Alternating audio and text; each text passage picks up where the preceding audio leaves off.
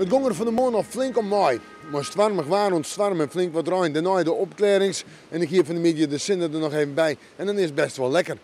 Joen en vannacht. Staren gewoon bij Interloft, letter joen en vannacht ruim.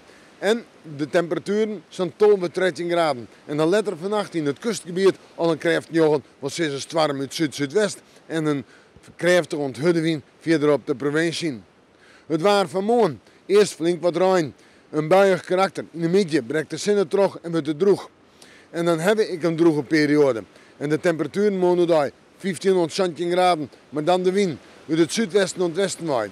In het watergebied wordt de wind krijgt alwe, krijgt zien. Gemiddeld wil ze een zwieren of tegenzwieren storm. Boven deze mar en het grootste pad van de provincie een krijgt jochen. Wil ze storm.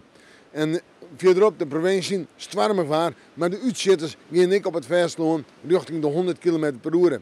In de kustgebieden staan 120 tot 140 km per uur en dat is te vergelijken met in Krijftolve. Het zuid genoeg.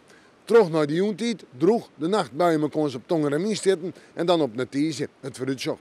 Tiesje per buien, de wind minder sterk, we kunnen bijkomen, de zinnen komt er ook regelmatig bij. Bij in Tongen is het toen daar droeg en dan ik een net al te sterke wind. En verder is de temperaturen 12, 13 graden. Nou ja, het is dan bijkomen van morgen een waarschuwing van het verkeer, maar voor iedereen, mensen houden rekening mee.